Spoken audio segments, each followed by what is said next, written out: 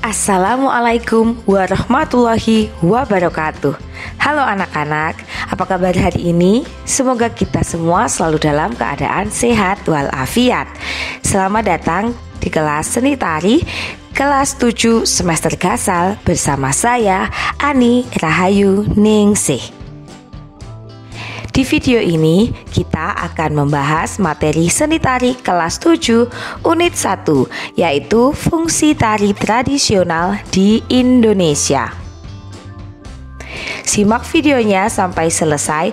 Jangan lupa nyalakan lonceng notifikasinya supaya kalian tidak ketinggalan materi-materi selanjutnya. Setelah mempelajari bab ini, peserta didik diharapkan mampu menyebutkan periodisasi sejarah tari di Indonesia, menjelaskan ciri-ciri tari dari setiap periodisasi sejarah tari Indonesia, mengidentifikasi fungsi tari tradisional di Indonesia, dan mengidentifikasi jenis tari tradisional di Indonesia. Tari dan masyarakat tidak dapat dipisahkan karena tari lahir dari sebuah kebutuhan masyarakat. Berikut ini merupakan pemaparan tentang fungsi tari bagi masyarakat Indonesia. Tari sebagai sarana ritual atau upacara religi. Tari sebagai sarana ritual bersifat sakral, sehingga terdapat aturan-aturan khusus baik dari segi tempat, penari, iringan musik, tata rias, dan busana, tempat pesta, waktu pelaksanaan, dan aturan-aturan lainnya. Tari sebagai upacara adat atau upacara keagamaan mempunyai sifat yang magis. Fungsi tari sebagai sarana ritual atau upacara berkaitan erat dengan hubungan antara manusia dan penciptanya. Tari dijadikan media ungkapan syukur kepada Sang Pencipta. Beberapa upacara adat yang menampilkan tari antara lain pernikahan, kelahiran, pemotongan gigi, pemotongan rambut yang pertama, sedekah bumi, sedekah laut, dan upacara panen padi. Di daerah Bali, hampir semua upacara keagamaan yang ditunjukkan kepada dewa menggunakan dan dipenuhi tari-tarian. Contoh tari sebagai sarana upacara. Tari rejang yang ditampilkan di upacara adat keagamaan masyarakat Hindu di Bali. Tari Sanghyang yang ditampilkan di upacara adat keagamaan masyarakat Hindu di Bali.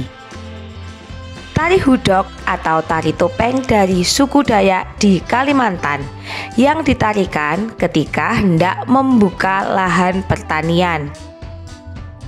Tari enggang dari suku Dayak Kenyah di Kalimantan Timur.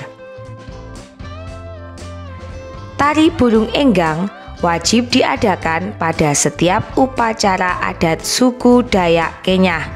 Biasanya tarian ini ditampilkan untuk menghormati nenek moyang serta menyambut tamu.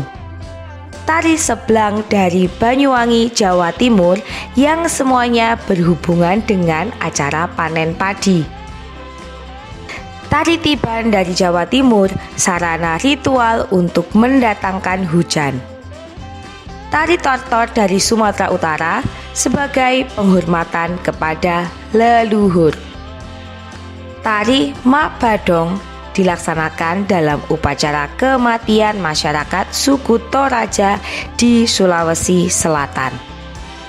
Tari Bedoyo Semang dari Keraton Yogyakarta dan Bedoyo Ketawang dari Keraton Surakarta yang hanya dipentaskan di upacara penobatan raja atau hari lahir raja.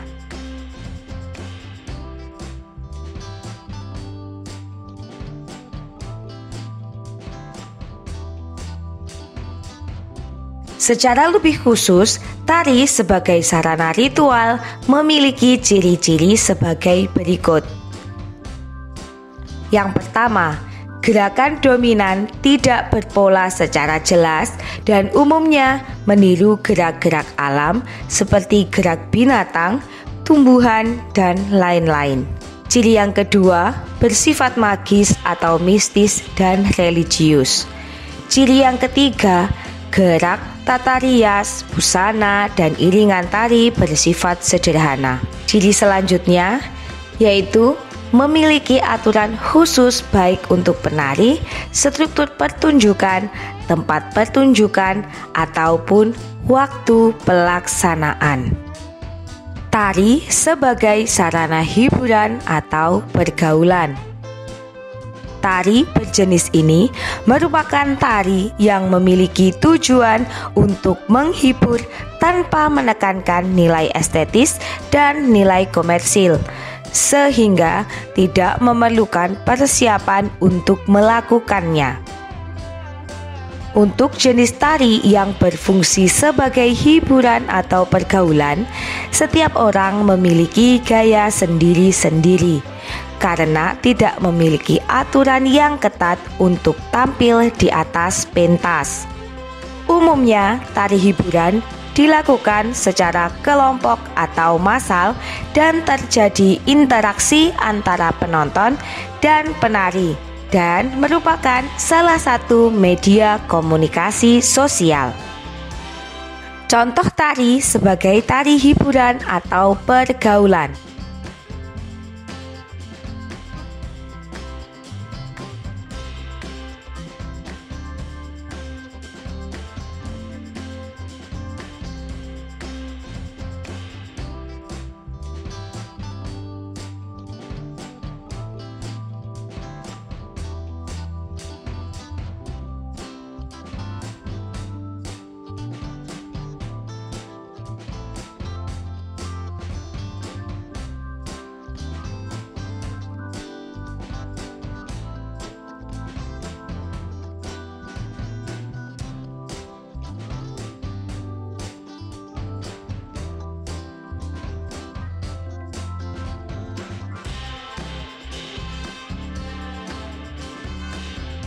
Seni tari sebagai pertunjukan.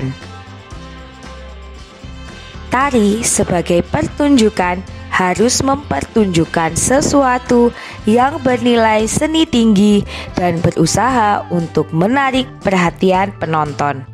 Tari harus dipersiapkan secara sungguh-sungguh karena dapat dikomersilkan.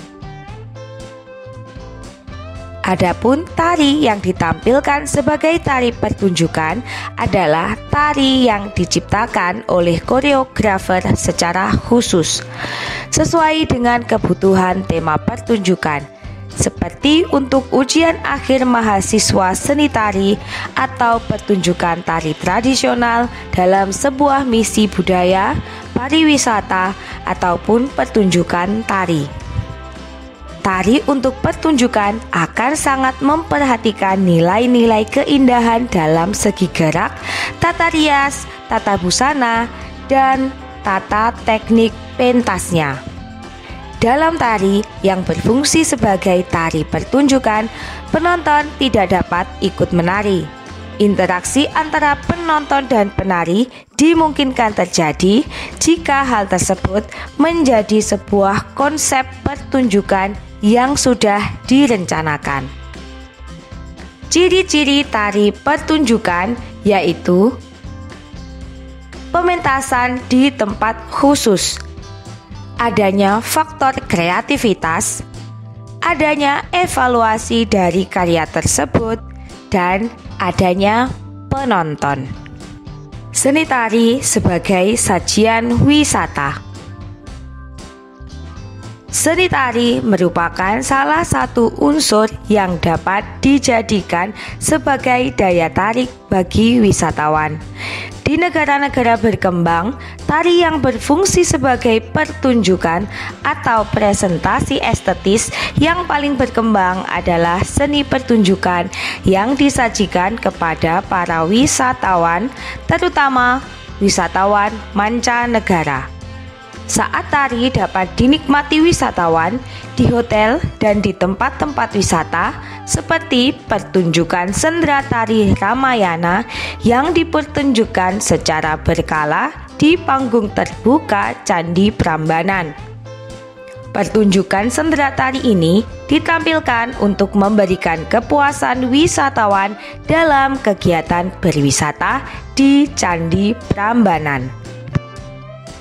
Tari yang berfungsi sebagai sajian wisata memiliki ciri-ciri sebagai berikut. Merupakan tiruan dari aslinya, versi singkat dan padat, mengenyampingkan nilai-nilai sakral, magis, dan simbolisnya, penuh variasi, disajikan dengan menarik, murah harganya menurut Gojek wisatawan.